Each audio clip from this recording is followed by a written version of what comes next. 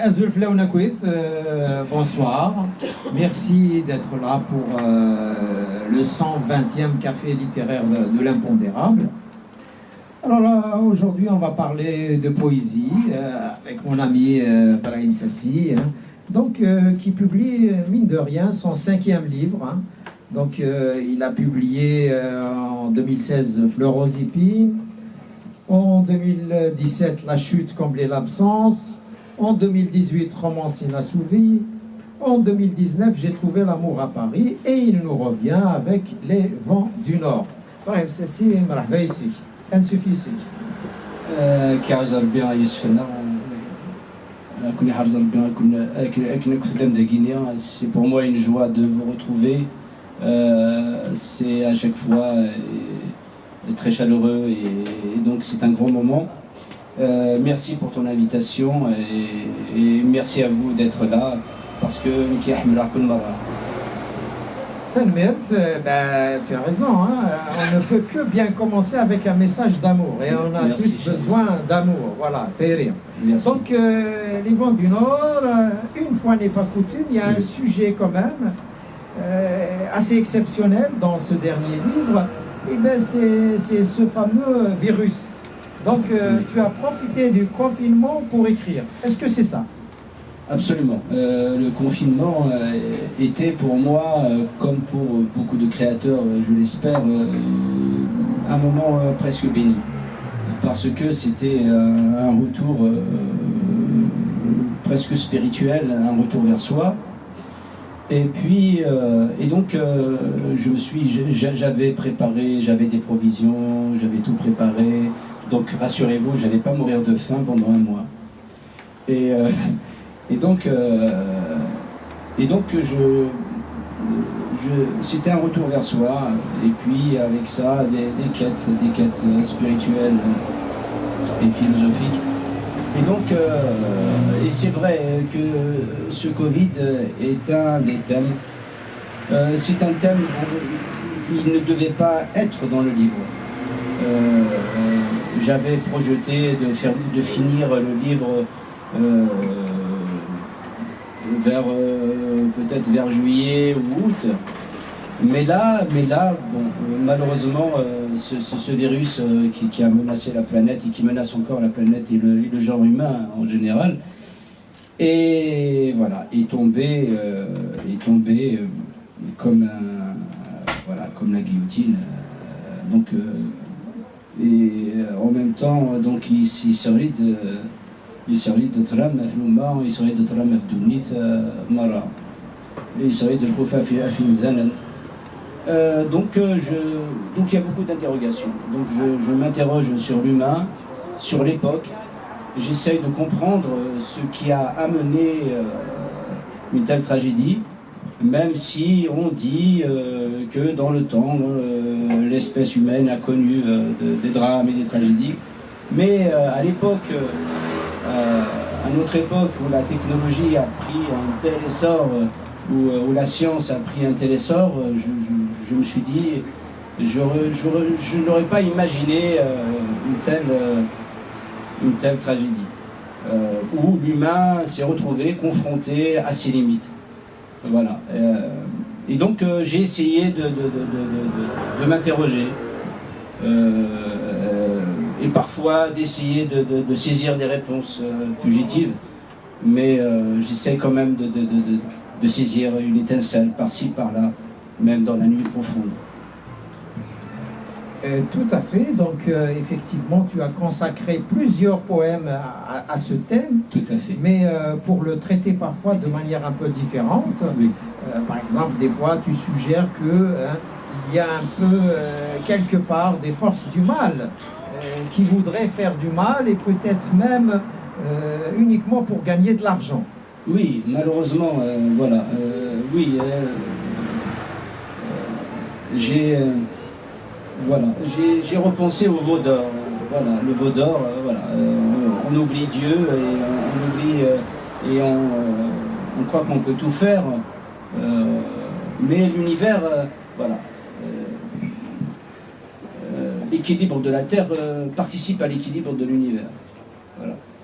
Et Et donc, bien sûr, l'homme a une grande responsabilité dans sa quête vers un matérialisme fou. L'argent à tout prix, au détriment de la vie, détruisant l'humain et la nature.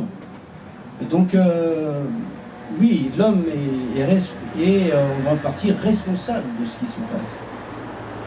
La terre est un paradis, mais l'homme a tendance à en faire un enfer, même s'il y a bien sûr toujours ceux qui luttent pour un avenir meilleur. Mais voilà, tout cela suggère des interrogations. Tout à fait. Alors, pour parler de la France, parce que nous vivons quand même en France, donc une fois n'est pas coutume, nous avons été confinés. Certains, ils ont travaillé, donc bravo. D'autres pas. Mais si tu te souviens, Brahim, avant la fin du confinement, les médias parlaient du monde d'après. Oui. Comme si le monde allait changer, comme si le monde donc, va se rendre compte un petit peu de ses erreurs et s'arranger d'une certaine façon. Mais on constate d'une façon ou d'une autre que le monde d'après n'est en final que le monde d'avant. Au pire, parce que moi, le monde d'après, là, il me fait peur. Je trouve que l'humain ne tire pas de leçons de ce qui se passe, parce que la tragédie est toujours là. On est même allé jusqu'à presque banaliser la mort, ce qui est quand même très très grave. Et non, on a vu des choses terribles. On a vu comment le lobby des laboratoires ont su jouer pour museler la presse libre. Moi, personnellement, je m'interroge beaucoup, comme tous les poètes, je suis un être libre, donc je m'interroge, j'ai le droit de m'interroger, et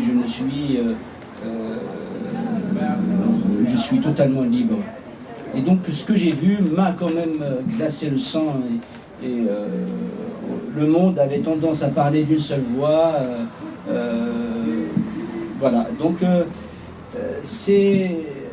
l'après me fait peur aussi, mais à côté de ça, je suis quelqu'un quand même d'assez optimiste. Je me dis, il y a toujours des forces vives, des forces positives, il y a des gens magnifiques qui luttent, même si on ne les voit pas, ou on les voit peu, ou on les entend peu aussi, mais j'ose espérer que la lumière l'emportera sur les ténèbres.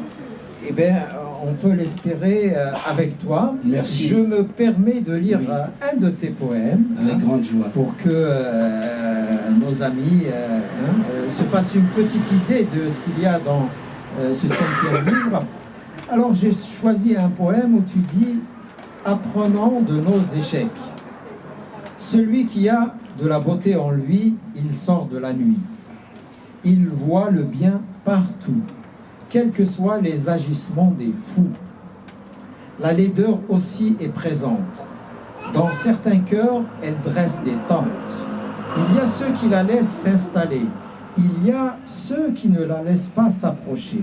Alors, faisons le choix du bonheur, remplissant de compassion notre cœur. De tout temps, l'amour sort vainqueur pour mettre fin aux blessures, aux peurs. Apprenons de nos échecs, préférons la vie aux obsèques, relevons ceux qui tombent, ne plus courir vers la tombe. Alors, comment est-ce que tu peux nous dire quelque chose à propos de ce poème? Alors, les échecs, l'amour, la beauté, la vie. Ben, écoutez, l'amour, la beauté, nous avons tout cela en nous, il faut savoir les chercher, mais quand on creuse, on trouve.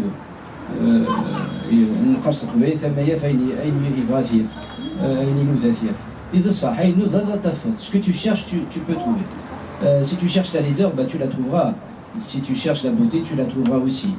Donc la beauté, c'est l'espoir d'un avenir meilleur, d'une humanité qui a la compassion, qui a l'amour de l'autre.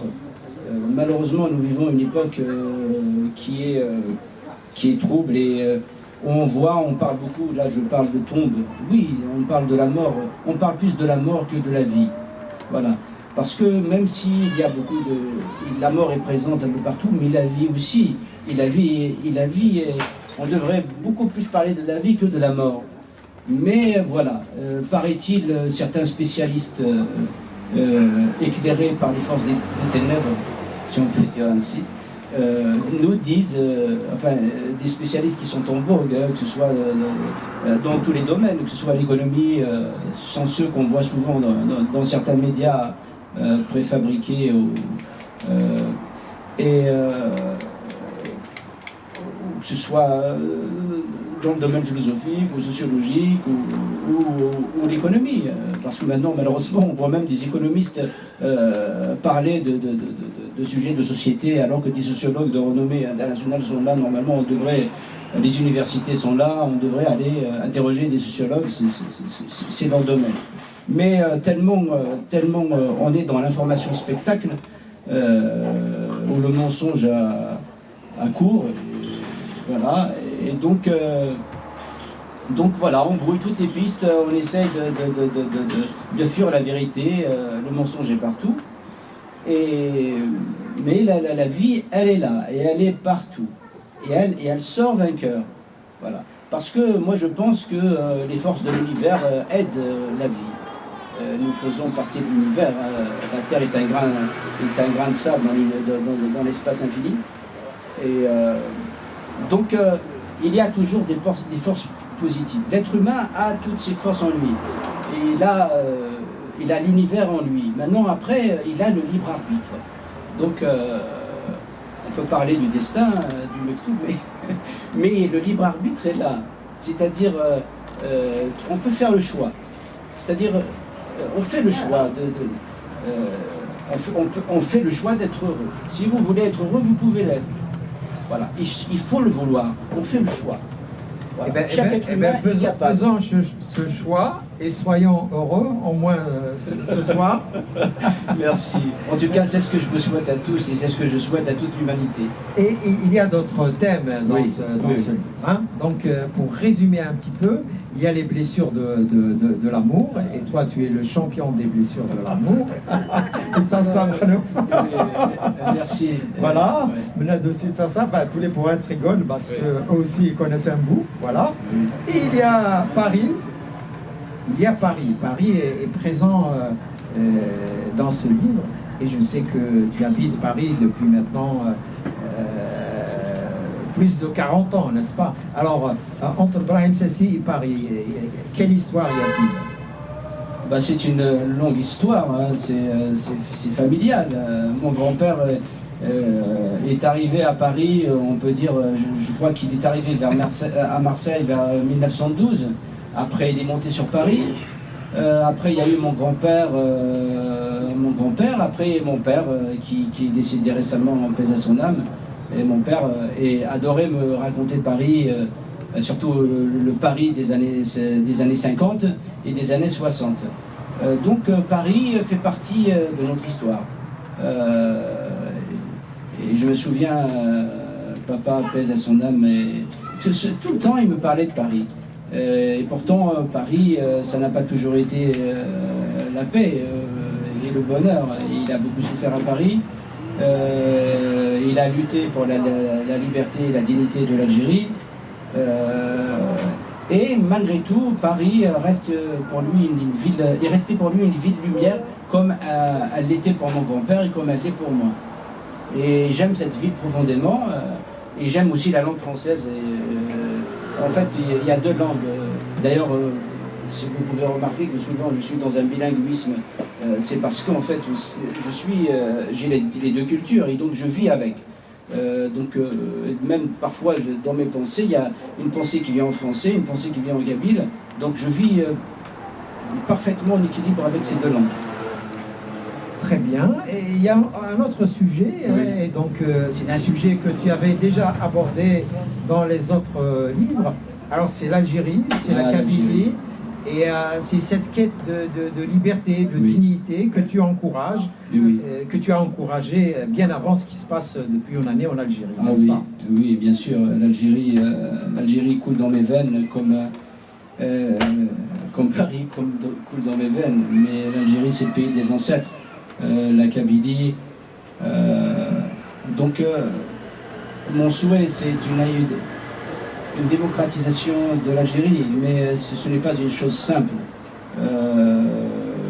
On voit que l'Algérie peine à se démocratiser malgré un réveil du peuple extraordinaire. Mais nous gardons l'espoir parce que moi je fais confiance au peuple, parce que le peuple a retrouvé l'amour, la fraternité. Et là, il a compris qu'il faut à tout prix se libérer de la dictature. Parce que quand on se libère le jour où le pays sera libéré de cette dictature, tout sera possible. On pourra poser les problèmes sur la table, on pourra discuter. Mais avec la dictature, rien n'est possible. Rien n'est possible. Il faut une démocratisation de l'Algérie. Et pour cela, il faut que tout le peuple soit uni pour que l'armée rejoigne les casernes et laisse le politique aux politiciens. Très bien résumé. Voilà, merci. Je me permets aussi une question par rapport à la chanson, parce que tu es chanteur aussi depuis de longues années. Et donc tu as fait une dernière chanson durant le confinement que beaucoup de gens ont aimé, en tout cas sur les réseaux sociaux. Oui, j'ai fait 4 chansons pendant le confinement. Smaras Vendwa. Et là, pareil, je m'interroge. Les gens ont beaucoup aimé. Je crois qu'il y a plus de 30 000 personnes qui l'ont vu. Ça me fait très plaisir. Beaucoup de gens m'ont écrit. Ils ont aimé les interrogations en kabyle. Certains m'ont dit on aurait aimé un petit passage en français parce qu'ils ont l'habitude. Ils ont l'habitude que je fasse des chansons bilingues. Mais là, c'était trop compliqué, donc je leur ai demandé pardon, mais cette fois-ci c'est tout en kabyle. Et donc là, Youth Worth Vendua, Youth Niras Lehlek, il meurt d'un massif. يقلع ولد أصغر سيف. Voilà, أصغر سيف تجرب في الظلام تسطف الريوف تجهد. Donc أصغر سيف نيدد donc كلشي أديدي. Donc c'est une chanson qu'il faut écouter, où il y a beaucoup d'interrogations et des tentatives de réponse au phénomène actuel. Après, c'est Dayouf, Tarouch, Smaras. Donc il a, dans cette chanson, où j'appelle les saints protecteurs, où je demande de l'aide de l'infini. Smaras Assili Mahandoumari, une chanson qui a été bien regardée aussi et que les gens ont aimé parce que bon, c'est un appel spirituel, mais toujours avec ce regard philosophique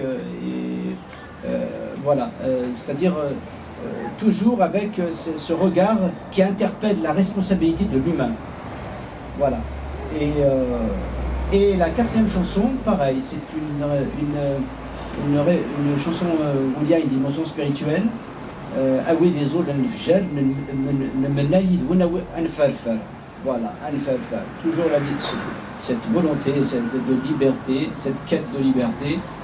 Et pareil, dans cette chanson-là, même s'il y a une quête spirituelle où on essaye de demander de l'aide de l'univers, ou de l'aide de forces qui nous dépassent, il y a toujours des interrogations interpellant l'humain sur ses responsabilités. Très bien. Merci Ibrahim pour ces réponses pertinentes et précises. Rabah, bien sûr. Je vais lire un petit texte. Allez, ce que tu veux. Alors, je vais lire 2 poèmes. Je vais commencer par 2 poèmes, j'en lirai peut-être tout à l'heure. Merci. Alors, je peux faire un commentaire avant? Bien sûr. Alors, le commentaire, en fait, c'est un plaisir d'écouter Brahim Sassi. En fait, c'est la passion qui s'illustre. Et quand tu parlais tout à l'heure, J'ai pensé à une émission qui a été rediffusée il n'y a pas longtemps sur la grande librairie. C'est l'invitation de François Cheng. Je l'ai vu, oui. Voilà, où il parlait de la beauté. Je l'ai vu. Et justement, cette quête de beauté, je la retrouve, tu vois, dans ton personnage réel, là, quand je te vois. Même sans parler, tu vois, tu l'exprimes. Et c'est un réel plaisir, quoi. Eh ben, merci infiniment. Et l'une des beautés, c'est de vous retrouver tous. Pour moi, c'est énorme. Voilà. Voilà, justement.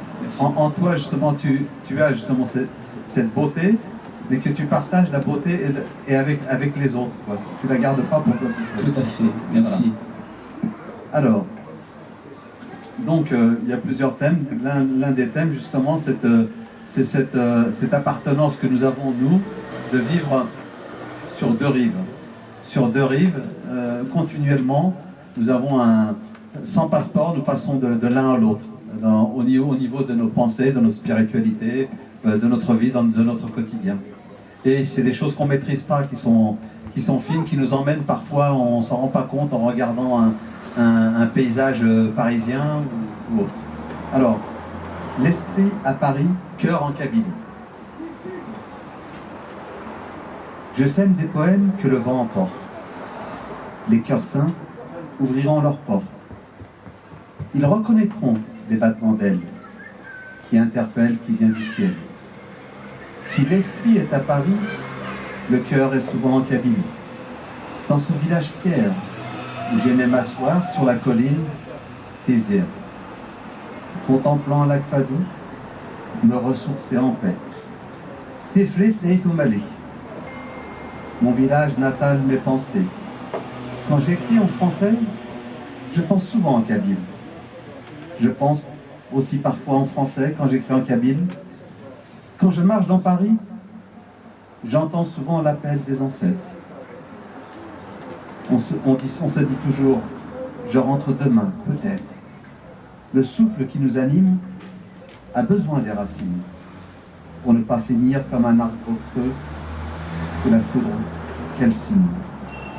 Regardez comme le chêne bien enraciné survit au froid de l'hiver et à la canicule de l'été. Merci. On va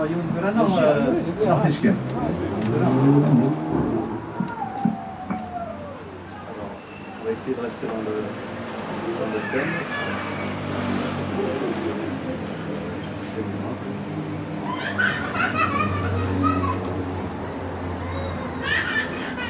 Ce n'est pas Paris, mais c'est des bords de mer. Souvenirs des bords de mer. Les souvenirs des bords de mer reviennent. Ils me rappellent les rares éclaircies, l'âme sereine, où j'ai écrit tant de poèmes, sur les déserts et les rivages de ma Bohème. Les interrogations affluent vers mes pensées, le cœur meurtri, l'esprit écorché. L'impasse installe la folie, le mental la voit comme un répit. On espère dans l'ivresse une issue, trouver une gargote où la muse est attendue, s'accrocher à la nuit pour ne pas voir le jour, oublier un instant les blessures de l'amour. J'essaie de ne pas penser à cette fleur, aux épines qui a tué le bonheur, mais mes efforts sont vains. Je la revois soir et matin. Merci Rabah. Merci. Merci Rabah. Rabah qui vient nous voir et qui est une belle plume, hein, et qui écrit de très belles poésies. J'espère que tu publieras ça rapidement et que tu viendras ici nous raconter tout ça, Rabah. J'espère aussi, ça va se faire. Oui, Moïse.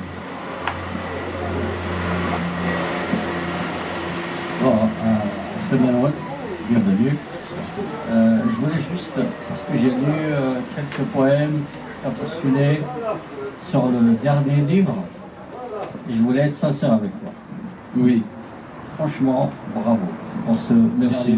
dernier livre. Là, tu Je sais qu'il y a le confinement, mais il y avait une profondeur sur ce livre. Et du coup, encore une fois, continue comme ça. Voilà. Merci Chamoussa, merci infiniment. Et qu'est-ce qui fait qu'il y a deux Brahim là-dessus, quoi. Voilà. Merci Chamoussa. Il y a deux Brahim. Moi j'ai vu qu'il y avait quatre.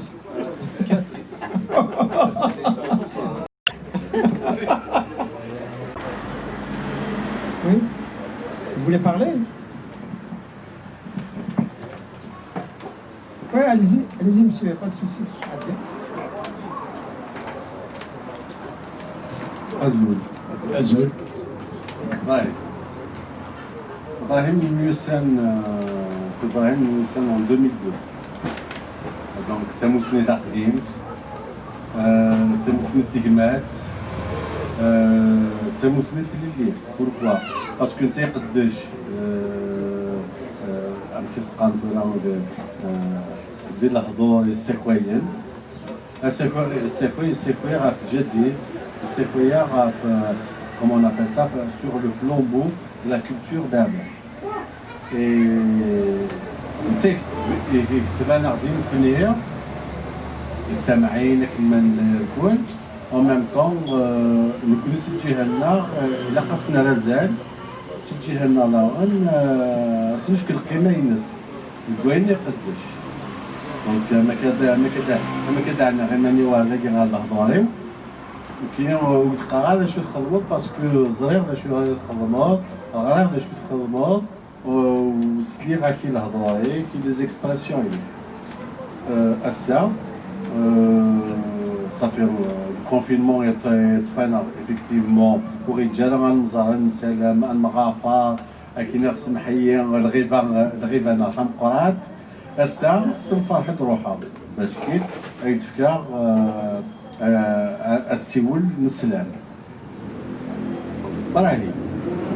Ibrahim Smarak, l'esthéticien des mots, l'esthéticien des vers et l'esthéticien des expressions. Il les transforme en bouquets de fleurs d'une senteur enivrante.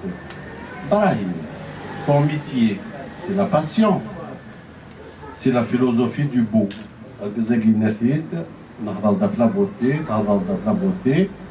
Donc, c'est la passion, c'est la philosophie du beau.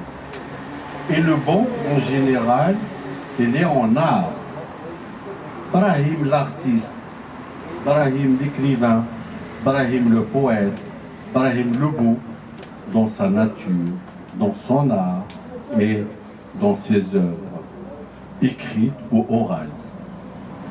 Les ouvrages manifestent des émotions. Ils nous révèlent ce qu'une personne a dans son cœur. La littérature d'Ibrahim vise à nous séduire en parallèle à nous épanouir. Merci beaucoup. Merci.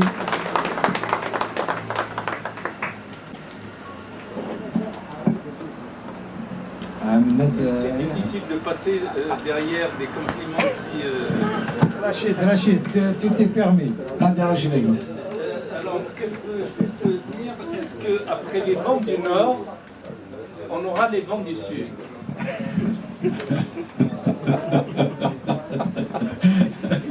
Ils sont pas mal. Peut-être. On peut espérer. Pourquoi pas? L'espoir, de toute façon, l'espoir est permis, oui, tout à fait. Merci. Merci Rachid.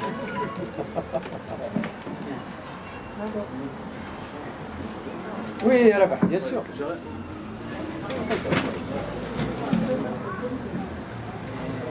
Ce n'est pas vraiment une question à proprement parler, c'est juste, en fait, on sait que tu es animé par la passion, ça, c'est aucun doute. C'est une passion qui est agréable à recevoir de ta part. Juste une petite question sur ta manière de travailler. D'où vient l'inspiration? Comment? C'est vrai qu'on ne demande pas à un magicien le secret de ses tours, mais d'où vient ton inspiration? Comment ça se passe, le cheminement? Comment se fait ça prend source en fait chez toi? Merci. L'inspiration, Zma elle vient du ciel, car elle est, je peux dire qu'elle est quasi magique. Elle arrive, elle nous surprend, donc on ne s'y attend pas, et c'est toujours une bénédiction quand elle est là. Alors elle arrive, elle peut me surprendre dans la rue en marchant, et là je m'arrête, j'écris. Je peux m'arrêter au milieu de la rue et écrire. Quand l'inspiration est là, j'essaie toujours de la saisir, parce que je sais qu'elle est précieuse. Et ça, c'est l'expérience et les années qui m'ont appris cela. J'essaie de la saisir. Parce que si je la laisse partir, je sais qu'elle ne reviendra pas. Donc, où que je sois, quand l'inspiration arrive, j'essaie de la saisir. Et c'est toujours un miracle. Voilà, j'espère que j'ai répondu à ta question. Oui, tu as répondu à ma question, et ça me rappelle une petite histoire. Si vous permettez, je vais vous la raconter. Bien sûr. C'est un de nos compatriotes, on va l'appeler l'Arbien, qui est parti en Algérie. Il est parti, enfin il vivait en Allemagne plutôt. Il est reparti en Algérie avec une Allemande, une blonde, une femme magnifique, etc. Et arrivé là-bas, ils s'installent, ils vivent tranquillement, donc ils vivent là-bas. Puis elle, comme par magie, c'est une vraie Kabyle. Elle se transforme, elle fait la galette à Rome, elle est habillée comme les femmes de chez nous. Elle fait tout, elle va à la fontaine, elle fait vraiment tout comme toutes les femmes. Mais il y a une chose qu'elle refuse de faire. Elle refuse de faire le ramadan, elle refuse de jeûner. Et donc, il n'y tient pas, il se dit, bon, c'est comme ça, c'est pas possible. Alors, ils vont voir le Cheikh Msaddaf, donc l'amine, ou je ne sais pas comment on l'appelle, et ils y vont ensemble. Et donc, lui, il est dans sa barbe, il est assis donc, à la mosquée, puis elle est à côté, et puis il lui dit, voilà, elle est allemande, elle vit avec nous, mais elle fait tout comme toutes les Kabyles, mais elle veut pas faire le ramadan, donc et si je la force, elle va partir. Elle m'a dit qu'elle partirait. Et là donc il lève le Cheikh Msaddaf, il lève les yeux, il la voit, et là il est bloqué quoi. Il lui dit, écoute mon fils, le ramadan, il s'en va et il revient. Elle, si elle part, on ne reviendra jamais. Donc laisse-la rester comme ça. C'était ça quand tu dis l'inspiration, quand elle vient, il faut la saisir. Merci. Oui, merci. Donc Brahim le poète, quand il est devant ses feuilles blanches pour les noircir, à quelle culture est-ce qu'il veut rendre un service? Est-ce qu'il veut rendre un service à la culture française, ou il veut rendre un service à la culture algérienne et à la culture kabyle? Pourquoi le vent du Nord? Le titre. Moi, je vais dire. Merci cher Mouned. Alors, quand j'écris, je n'essaie pas de rendre service. J'écris parce qu'il faut que j'écris. L'inspiration est là, elle s'impose. Donc, parfois j'écris en kabyle, parfois j'écris en français. Si l'inspiration arrive en français, j'écris en français. Si elle arrive en kabyle, j'écris en kabyle. Donc, c'est toujours des moments privilégiés et assez magiques. Voilà, là j'ai bien répondu à ta question. Les vents du Nord. Ah, les vents du Nord. Les vents du Nord, je crois qu'il faut lire le livre. Voilà. Merci. Ok. Azufloum, Smahi Ken, parce que j'ai pas encore lu le livre, mais j'ai lu déjà des recueils. J'ai une petite question que je voulais partager avec tout le monde, surtout du sujet de la beauté. Vous savez, Dostoïevski, mais avant lui, Schopenhauer, comme philosophe, Dostoïevski disait la beauté sauve le monde. Et Disraeli dans le.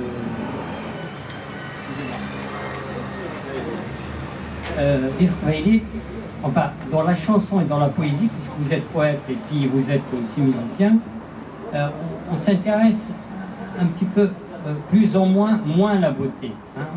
on est dans l'ordre du militantisme, des idées, voilà, c'était donc, je voudrais avoir votre avis,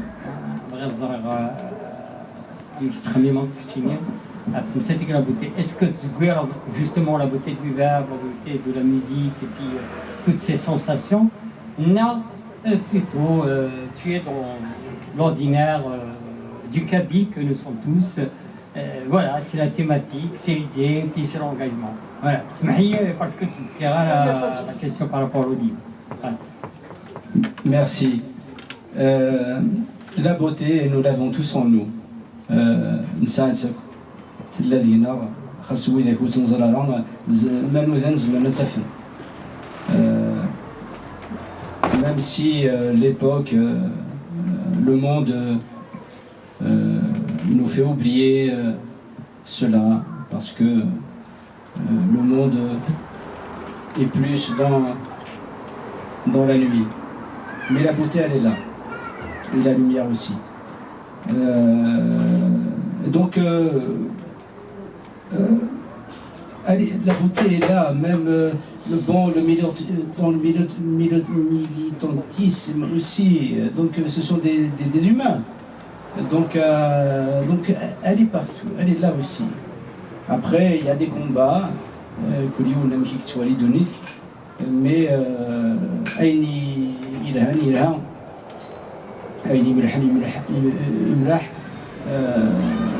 اللي يقرا السي المنعزم في كابين الرحمه سي عفو ربي ينيس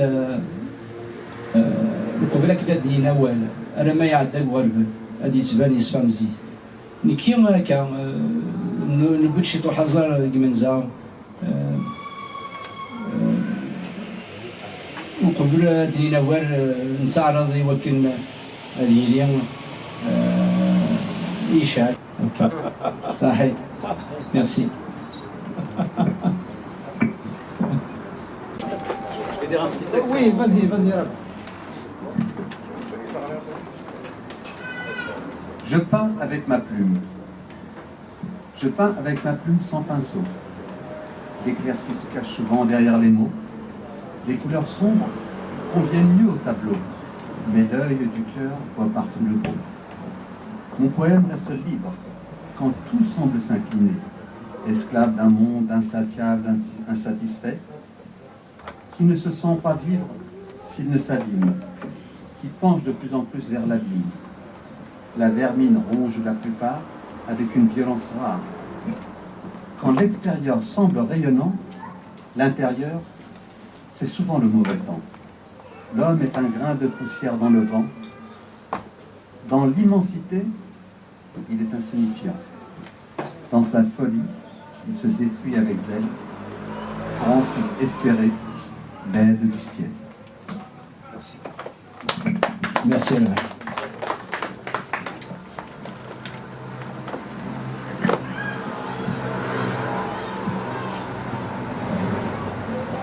Donc, en fait, je vais vous dire, il ne faut pas essayer de se perdre dans les concepts.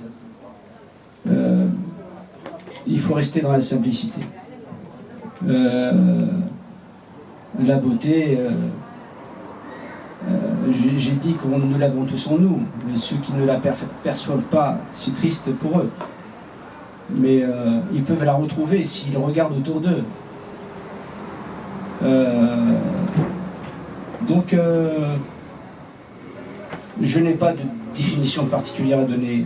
Je dis simplement que nous avons en nous, nous avons toutes les réponses.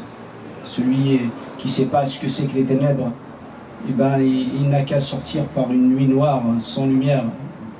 Il va comprendre ce que c'est. Voilà, donc les concepts sont vides de sens quand ils sont abstraits.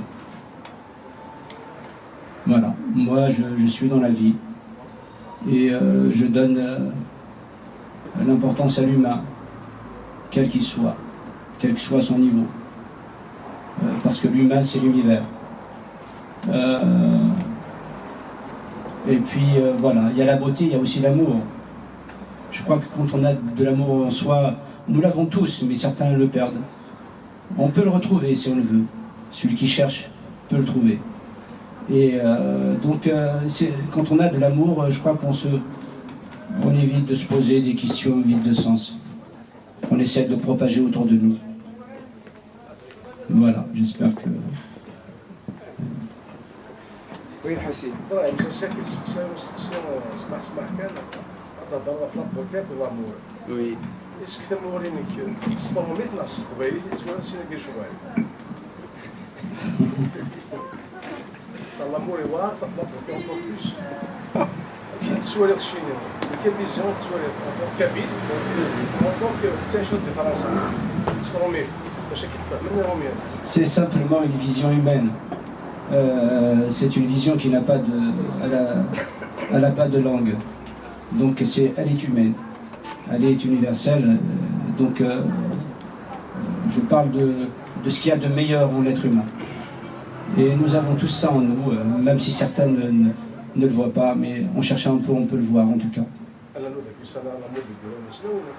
Oui, mais en même temps, peut-être qu'il leur manque quelque chose. Il faudrait peut-être qu'ils... Ils ont vécu quelque chose peut-être. Oui, sûrement. Donc, dernière cas, une yolo la fnia. Nia, يمكن الإسرائيلي والنية تقوليش إلى قاضي في السطاس. ما ساعة تصنية يعني داير سلامة. إن شاء الله ساعة تصنية. وي حكيم. Alors, je vais profiter de cette prise de parole pour dire deux choses. La première, c'est de féliciter Brahim. Merci beaucoup. Tu fais ce que tu aimes, tu as envie d'écrire, tu écris en français, en kabyle, tu fais ce que tu aimes, voilà. Et en ça, juste ça, ben, félicitations. Voilà, tu fais sans calcul. Il y a une question qui t'a été posée tout à l'heure. Est-ce que tu le fais pour l'ambassade? Il n'y a pas de service à l'angle. Tu écris parce que tu as envie d'écrire. Et juste pour ça, moi je te dis merci. Voilà. Merci à toi, merci. Tu fais ce que tu as envie de faire et comme tu as envie de le faire. Oui, tout à fait. Voilà. Deuxième chose, ça n'a rien à voir avec le café littéraire d'aujourd'hui, mais relativement si. C'est par rapport au café littéraire de l'autre fois. Aujourd'hui, moi je suis agréablement content, voilà, de vivre un café littéraire tranquille. Quand on parle de l'univers, c'est quelque chose qui nous dépasse justement. C'est quelque chose qui nous dépasse, c'est pour nous situer à notre simple échelon humain, quoi. Même dans le quotidien, nous en tant qu'être humain, on est dépassé par les choses, on ne les voit pas, on ne les voit pas les choses, pourtant on est plongé dans le quotidien. Et autre chose, Brahim Sassi, c'est un vrai poète. Pourquoi je dis cela? J'ai un ami artiste, c'est vraiment un artiste de renommée internationale, quoi. C'est vraiment il a un curriculum vitae extraordinaire. Extraordinaire. C'est pour ça que c'en est même gênant de te poser des questions sur ton texte. On n'a pas à te poser des questions sur ton texte, on les lit. Parce que c'est notre perception. Ça a une résonance ou ça n'a pas de résonance en nous. Donc cet ami, c'est un Islandais qui vit à Paris depuis les années 50. Et quand il fait un tableau, si on lui pose des questions, il ne répond pas justement. Il me dit, ce tableau ne m'appartient plus, il est à vous.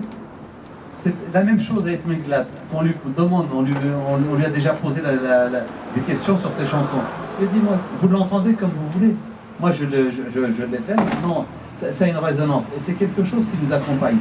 La poésie, comme la chanson, comme la littérature, c'est des choses qu'on intègre. Il y a des sentiments qu'on retrouve, des choses que nous avons ressenties, ou des choses qu'on ressent et qu'on aimerait poursuivre justement, voyager justement dans ce Paris qui t'appartient, tout simplement. Alors, j'ai pas de questions, mais je voudrais lire un autre texte si vous le voulez bien. Il pleut sur Paris. Il pleut sur Paris comme il pleut sur mon cœur. Mes pensées sont encore prisonnières de cette fleur, cette rose du mauvais temps, celle qui vous laisse à terre agonisant. Ces fleurs maladives, avides de gouffre, qui se réjouissent du cœur qui souffre, qui vous laissent des jours amers, seuls perdus en mer. le sort meurtrier guette la moindre faiblesse de l'amour pour s'acharner, condamnant ses jours. Au désert, aux errances, au purgatoire sans délivrance. La pluie curieusement attise le feu, au-delà de la compréhension, sans juste milieu. La folie tire son épingle du jeu pour assombrir des chemins heureux. Merci, merci.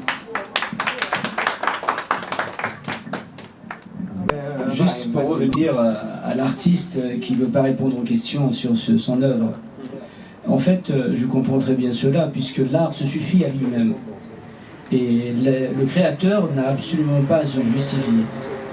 Voilà, donc je comprends très bien. On peut accepter l'échange par générosité, dans la bonté des échanges, mais l'artiste ne doit absolument pas se justifier. Il est libre. Voilà. Vas-y, oui, bien sûr qu'il est souverain. Ben, il est complètement souverain. Hein. Nous sommes au café littéraire. On n'a pas besoin de se construire des frontières dans nos têtes. Hein. La poésie, c'est une façon d'être. D'abord, moi je connais beaucoup de gens que j'estime être de grands poètes qui n'ont jamais écrit un poème. Mais leur façon d'être est extraordinairement poétique, bien sûr. D'autres questions? Sinon, on va laisser Brahim, il va dédicacer ses livres. Merci à vous tous, merci à vous toutes. Hein. Merci à toi, merci cher Youssef, merci pour ta grande générosité. Et merci à vous tous et merci pour votre très grande générosité.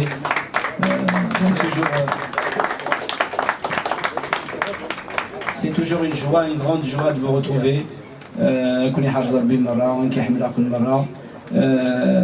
J'espère, cher ami Youssef, que l'Algérie va se débarrasser de la dictature. Je l'espère aussi. J'espère que la démocratie va enfin arriver pour le bien de tout le peuple algérien. Merci à vous tous.